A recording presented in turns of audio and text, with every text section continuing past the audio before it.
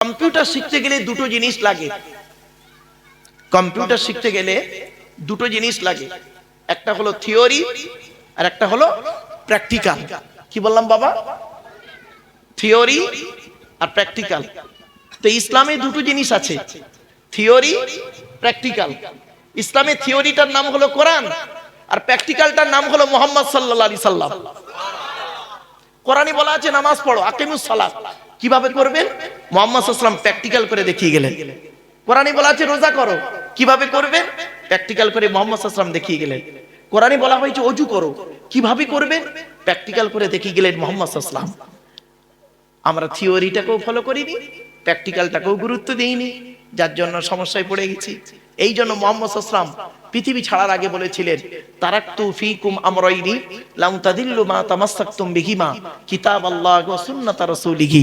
আমি মুহাম্মদ তোদের ছেড়ে চলে যাচ্ছি, যাবার সময় দুটো জিনিস রেখে যাচ্ছি, এক হলো কোরআন আর দুই হলো আমার সুন্নাহ হাদিসগুলো রেখে গেলাম। যতদিন পর্যন্ত তোরা কোরআন হাদিসকে আঁকড়ে ধরবি, ততদিন তোদের গায়ের লোম কেউ টলাতে পারবে না। আমরা কোরআনেও পড়িনি, হাদিসের গুরুত্ব দিইনি, সমস্যা পেকে গেছে। সাল্লাল্লাহু আলাইহি ওয়াসাল্লাম। আচ্ছা, আমি এই কালেমায়ে তৈয়বাটা পড়তে গিয়ে ঠিক বাচ্চাদের মতো পড়লাম না? বাচ্চাদের মতো পড়লাম না? লা ইলাহা ইল্লাল্লাহ বললাম না? কেন? কারণটা কি শুনে নিন। কালেমা পড়তে গিয়ে আমরা একটা ভুল করি। কি ভুল? এই দেখেন, আপনাদের এলাকায় ওই ছোলা কতম বা কলমা খানি বলে একটা জিনিস আছে, ওটা হয়? হ্যাঁ, এই দেখেন, রাগ করবেন না কেউ। ভদ্রলোককে ছোলা কতম পড়তে ডেকেছেন, ও লোক কি করে দেখবেন, এদিকে ছোলা ফেলে যাচ্ছে আর বেখেয়ালি, ইচ্ছা করে নয়, বেখেয়ালি পাশের লোকটার সঙ্গে গল্পও করে যাচ্ছে, এদিকে অলরেডি পড়ে যাচ্ছে। কি রে, তুই ভালো আছিস? তোর বউ ভালো আছে? এসআইআর ফর্ম ফিল আপ করেছিস? 2002 তোর বাপের নাম আছে, তোর নাম আছে? এদিকে কিন্তু অলরেডি পড়ে যাচ্ছে। যখন অনেকটা ছোলা জমা হয়ে যায়, তখন লোকটা কি করে জানেন? ফর্মালিটি মেনটেন করতে গিয়ে তাড়াহুড়ো করে কি বলে শুনবেন? লা ইলাহা ইল্লাল্লাহর জায়গায় তাড়াহুড়ো করে কি বলে শুনবেন? এই দেখুন, লা ইলাহা ইল্লাল্লাহ, লা ইলাহা ইল্লাল্লাহ, লা ইলাহা ইল্লাল্লাহ, লা ইলাহা ইল্লাল্লাহ, লা ইলাহা ইল্লাল্লাহ, লা ইলাহা ইল্লাল্লাহ, লা ইলাহা ইল্লাল্লাহ। ঠিক না বেটি? চলুন, লা ইলাহা ইল্লাল্লাহ মানে কি আর লা ইলাহা ইল্লাল্লাহ মানেটা কি, এই দুটোর মানেটা একটু দয়া করে শুনে যান। লা ইলাহা ইল্লাল্লাহ ল আকারে টান দেবেন। লা ইলাহা ইল্লাল্লাহ মানে হচ্ছে no god without Allah and Muhammad prophet of Allah, peace be upon him shed. লা ইলাহা ইল্লাল্লাহ মানে হচ্ছে আল্লাহ ছাড়া কোনো মাবুদ নেই। আর আপনি তাড়াহুড়ো করে যদি বলেন লা ইলাহা ইল্লাল্লাহ, লামটা তখন তাকিদের মানে হবে, মানে দাঁড়াবে কি শুনবেন? অবশ্যই আল্লাহ ছাড়া মাবুদ আছে। নাউজুবিল্লাহ বলো। লোকের বাপের ছোলা খতম পড়তে গিয়ে তার বাড়িতে খেয়ে তার গোষ্ঠী শুদ্ধ জাহান্নামায় ঢুকিয়ে চাচা আমার বাড়ি আসছে।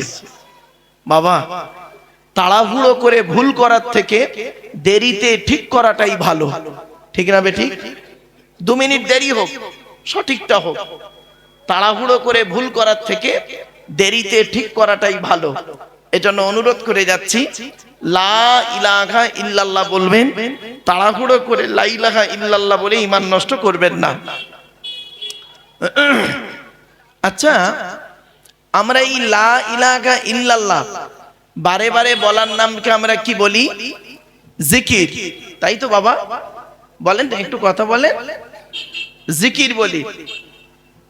মনে রাখবেন, শুধু এই লা ইলাহা ইল্লাল্লাহ বারে বারে বলার নাম শুধু জিকির নয়। জিকির শব্দের অনেক অর্থ হয়। আমি 2-4টে অর্থ আপনাদেরকে বলি, একটু দয়া করে শোনেন তো। সবই জিকির। 1 নাম্বার, জিকির মানে হলো কোরআন। কি বললাম বাবা? জিকির মানে কোরআন। দলিলটা কোথায় আছে? 14 নম্বর পারার 1 নম্বর পৃষ্ঠা 8 নম্বর লাইন, সূরার নাম সূরা হিজরের 9 নম্বর আয়াত। আল্লাহ নিজেই বলছেন, ইন্না নাহনু নাযালনা যিকরা ওয়া ইন্না লাহু লাহাফিজুন। আল্লাহ বলছেন আমি আল্লাহ জিকির নাজিল করেছি, তার মানে আমি আল্লাহ কোরআন নাজিল করেছি। ওয়া ইন্না লাহু লাহাফিজুন, ওই জিকিরকে হিফাজত করার মালিক হলাম আমি আল্লাহ। তার মানে এই কোরআনকে হিফাজত করার মালিক হলাম আমি আল্লাহ। এখানে জিকির মানে লা ইলাহা ইল্লাল্লাহ বলা নয় বাবা, জিকির মানে হলো কোরআন। 2 নাম্বার, জিকির মানে হলো উপদেশ। কি বললাম? উপদেশ। দলিল কোরআনে আছে, ফাযাক্কির বিল কুরআনি মান ইয়াখাফু ওয়াঈদ। 26 নম্বর পারার 19 নম্বর পৃষ্ঠার 12 নম্বর লাইন, সূরার নাম সূরা কফের 45 নম্বর আয়াত। আল্লাহ বলছেন নবী মানুষদেরকে উপদেশ দান করো। কিসের মাধ্যমে উপদেশ দেবে? বিল কুরআন, কোরআনের মাধ্যমে মানুষকে উপদেশ দান করো। এখানে জিকির মানে হলো উপদেশ। আরেকটা দলিল, জিকির মানে হলো স্মরণ করা বা মনে করা। কি বললাম বাবা? স্মরণ করা বা মনে করা। দলিল কোথায়? কোরআনে আল্লাহ বলছেন ফাজকুরুনি আযকুরুকুম ওয়াশকুরুলি ওয়ালা তাকফুরুন। 2 নম্বর পারা 2 নম্বর পৃষ্ঠার 11 নম্বর লাইন, সূরার নাম সূরা বাকারার 152 নম্বর আয়াত। আল্লাহ বলছেন তোমরা আমাকে স্মরণ করো, আমি আল্লাহও তোমাদের স্মরণ করব। তাহলে এখানে জিকির মানে লা ইলাহা ইল্লাল্লাহ বলা নয় বাবা, জিকির মানে স্মরণ করা বা মনে করা। 4 নাম্বার, জিকির মানে হলো নামাজ। কি বললাম?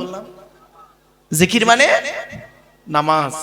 দলিল কোরআনে আল্লাহ বলছেন ইয়া আইয়ুহাল্লাযীনা আমানু ইযা নুদিয়া লিস-সালাতি মিন ইয়াউমিল জুমুআতি ফাসআউ ইলা যিকরিল্লাহি ওয়া যারুল বাই'a যালিকুম খায়রুল লাকুম ইন কুনতুম তা'লামুন। 28 নম্বর পারা 13 নম্বর পৃষ্ঠা 6 নম্বর লাইন, সূরার নাম সূরা জুমার 9 নম্বর আয়াত। হে ঈমানদার বান্দাগণ, জুমার দিনে তোমাকে যখন আহ্বান করা হবে ছুটে চলে এসো, ফাসআউ ইলা যিকরিল্লাহ, ছুটে চলে এসো আল্লাহর জিকিরের দিকে। তার মানে আই ইলা সালাত, ছুটে চলে এসো নামাজের দিকে। এখানে জিকির মানে লা ইলাহা ইল্লাল্লাহ বলা নয় বাবা, জিকির মানে হলো নামাজ।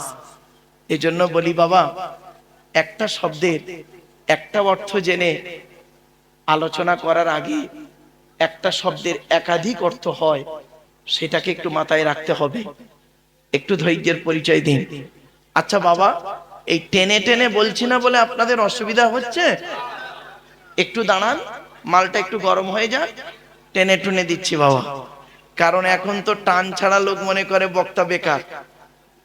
এজন্য আপনাদেরকে আমি অনুরোধ করছি, ওয়াজ শুনুন, আওয়াজ শুনবেন না। আল্লাহর নবী যেভাবে ওয়াজ করতেন সেইভাবে ওয়াজটা শোনার চেষ্টা করুন। আল্লাহর নবী ওয়াজ করতেন কোথায় আছে? বুখারীতে আছে, মিশকাতেও আছে। রাবিকে আব্দুল্লাহ ইবনে মাসউদ রাদিয়াল্লাহু তাআলা আনহু বর্ণনা করছেন, আল্লাহর নবী আমাদেরকে বৃহস্পতিবার দিনগত রাতে, কবে কবে কবে? বৃহস্পতিবার দিনগত রাতে মানে জুমার রাতে, নবীজি আমাদেরকে জুমার রাতে ইশার নামাজের পরে সাহাবীদেরকে নিয়ে গায়ে গায়ে বসে টু দি পয়েন্টের উপরে নবীজি আমাদের ওয়াজ করে শোনাতেন। তাহলে ওয়াজের উত্তম দিন কোনটা? রাত কোনটা? বৃহস্পতিবার দিনগত রাত। সময়টা কখন? এশাবাদ। নবীজি কাদেরকে ওয়াজ করে শোনাতেন? সাহাবীদের। সাহাবীরা কিভাবে বসতেন? গায়ে গায়ে মিলে মিলে বসতেন। নবীজি কিভাবে ওয়াজ করতেন? টু দি পয়েন্টের উপরে বুঝিয়ে বুঝিয়ে ওয়াজ করতেন। এটা হালাল, গ্রহণ করো, এটা হারাম, বর্জন করো। আর আমরা ওয়াজ করি কি বাবা? চিৎকার চেঁচামেচি করলেই যেন মনে হয় ভালো। না বাবা, একটা কথা আপনাদের বলি, খারাপ ধারণা করবেন না। আপনারা শুনেছেন আসমান পৃথিবী জমিনকে আল্লাহ পাক 6 দিনে সৃষ্টি করেছে। কত কত কত? 6 দিনে। আয়াতটা কোথায় আছে? 8 নম্বর পারা 16 নম্বর পৃষ্ঠা একেবারে 6 নম্বর লাইন, সূরার নাম সূরা আরাফ। ইন্না রাব্বাকুমুল্লাহুল্লাযী খালাকাস সামাওয়াতি ওয়াল আরদা ফি সিত্তাতি আইয়াম। আল্লাহ পাক আসমান পৃথিবী জমিনকে 6 দিনে সৃষ্টি করেছে। কি বার থেকে শুরু হয়েছে? রবিবার, সোমবার, মঙ্গলবার, বুধবার, বৃহস্পতিবার, শুক্রবার। তো আল্লাহ সবকিছু সৃষ্টি করলেন, করার পরে আল্লাহ প্রত্যেকের আওয়াজ শুনতে চাইলেন, সাউন্ড, আওয়াজ শুনতে চাইলেন। তো সমস্ত প্রাণীর আওয়াজ শোনানো হলো। ঝড়ের আওয়াজ, তুফানের আওয়াজ, ভূমিকম্পের আওয়াজ, হাওয়ার আওয়াজ, বজ্রাঘাতের আওয়াজ, পশু পাখিদের আওয়াজ সব শোনানো হলো। অবশেষে আল্লাহ বললেন, আর কারোর আওয়াজ শুনতে বাকি আছে আমার? তো ফেরেশতাদের মধ্যে একজন ফেরেশতা বললেন, আল্লাহ, একটা প্রাণীর আওয়াজ শুনতে বাকি আছে আপনার। ওই আওয়াজটা শোনা হলে সকলের আওয়াজ শোনা কমপ্লিট। আল্লাহ বললেন, সেই প্রাণীটাকে নিয়ে এসো। তো সেই প্রাণীটাকে নিয়ে এসছে। নিয়ে আসার পর প্রাণীটা ডেকে উঠেছে। যেই ডেকে উঠেছে, আল্লাহ বললেন, এই এই এটাকে সরা, এর আওয়াজটা ভালো লাগছে না। সেই প্রাণীটার নাম বলবো? বলবো? মনে থাকবে? কোরআনের আয়াত দিয়ে বলে যাচ্ছি বাবা, রাগ করবেন না। মাদ্রাসার ছেলেরা, হাফিজি মাদ্রাসা, তোমরা এখানে বসো, হাফেজের মতো হাফেজ হও বাবা, আলেমের মতো আলেম হও, অনুরোধ করে বলে যাচ্ছি। সেই প্রাণীটার নাম কি শোনো।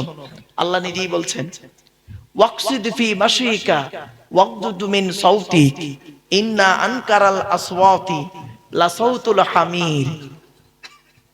21 নম্বর পারা 12 নম্বর পৃষ্ঠা 2 নম্বর লাইন, প্রথম নম্বর লাইন, সূরার নাম সূরা লুকমান।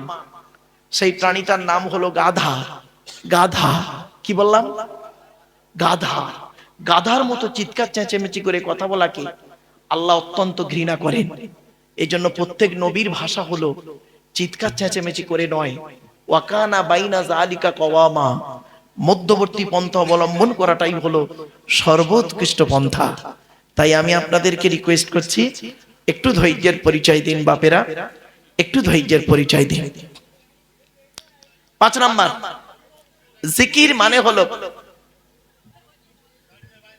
জিকির মানে হলো চিন্তা করা, গবেষণা করা। কি বললাম বাবা? চিন্তা করা বা গবেষণা করা। দলিলটা কোথায় আছে? 4 নম্বর পারার 14 নম্বর পৃষ্ঠার একেবারে 9 নম্বর লাইন, সূরার নাম সূরা আল ইমরানের 191 নম্বর আয়াত। আল্লাহ বলছেন, আল্লাযীনা ইয়াযকুরুনাল্লাহা কিয়ামান ওয়া কুউদান ওয়া আলা জুনুবিহিম ওয়া ইয়াতাফাক্কারুনা ফি খালকিস সামাওয়াতি ওয়াল আরদ। আল্লাহ বলছেন, তোমরা আমাকে স্মরণ করো দাঁড়িয়ে, বসে, শুয়ে। আর কি করবে? আমার সৃষ্টি জগৎ নিয়ে গবেষণা করো, ফিকির করো, চিন্তা করো। আল্লাহ আসমান পৃথিবী জমিন কিভাবে সৃষ্টি করলেন এটাকে নিয়ে একটু চিন্তা করুন। চন্দ্র, সূর্য, নক্ষত্র, নেয়ারিকা, গ্যালাক্সি কিভাবে তৈরি হলো, এই গবেষণা আমাদের মধ্যে নেই। আমাদের মধ্যে গবেষণা নেই। বড় আফসোস, বড় আফসোস। আল্লাহ পাক কোরআনে বললেন, আল্লাহু আখরাজাকুম মিন বুতুনি উম্মাহাতিকুম লা তা'লামুনা শাইয়্যা ওয়া জাআলা লাকুমুস সামআ ওয়াল আবসারা ওয়াল আফইদা লাআল্লাকুম তাশকুরুন। 14 নম্বর পারা 14 নম্বর পৃষ্ঠা 12 নম্বর লাইন, সূরার নাম সূরা নাহাল। আমি আল্লাহ তোদেরকে তোদের মায়ের পেটের ভিতর থেকে বের করেছি। লা তা'লামুনা শাইয়্যা, পৃথিবীর কোনো ভাষাই তুই জানতে না। ওয়া জাআলা লাকুমুস সামআ, শোনার জন্য কর্ণ দান করেছি। ওয়াল আবসারা, দেখার জন্য চোখ দান করেছি। ওয়াল আফইদা, বোঝার জন্য হৃদয় দান করেছি। সবই আল্লাহ দিয়েছে, আমরা কিন্তু গবেষণা করিনি। ছোট্ট একটা উদাহরণ দিচ্ছি। আমরা সবাই বাঙালি মানুষ। এখন যদি আমরা আমেরিকায় যেতে চাই, আমেরিকার ভাষা হলো ইংলিশ, আমরা জানি না। এখন আমেরিকা ঘুরতে গেলে আমাদের দুটো জিনিস লাগবে। অচেনা দেশে গেলে সেই দেশের দুটো জিনিস লাগবে আমাদের। কি? সেই দেশের একটা গাইড বুক আর সেই দেশের একটা গাইডার। ঠিক না বেটি? গাইড বুক আর গাইডার। তো আল্লাহ বলছে, মায়ের পেটের ভিতর থেকে তোকে পৃথিবীর মুখ দেখিয়েছি, একা একা পাঠাইনি, আমি দুটো জিনিস দিয়ে পাঠিয়েছি, একটা গাইড বুক, একটা গাইডার। গাইড বুকটার নাম হলো দি হলি কোরআন, আর গাইডারটার নাম হলো মোহাম্মদ সাল্লাল্লাহু আলাইহি সাল্লাম। সুতরাং গাইড বুকটাকে ফলো করুন, গাইডারটাকে ফলো করুন। আমরা গাইড বুকটাও খুলিনি আর গাইডারটাকেও ফলো করিনি, তৃতীয় কোনো ব্যক্তির অনুসরণ করেছি, সমস্যা পেকে গেছে। কি ভাবলেন? চলুন আগিয়ে যাই, একটা একটা করে বলার সুযোগ দিন। আপনাদের হাতে 2-2.5 ঘন্টা সময় হবে? হবে ইনশাআল্লাহ। ঠিক আছে, ডিস্টার্ব করবেন না বাবা, আমি অনুরোধ করছি। চলুন।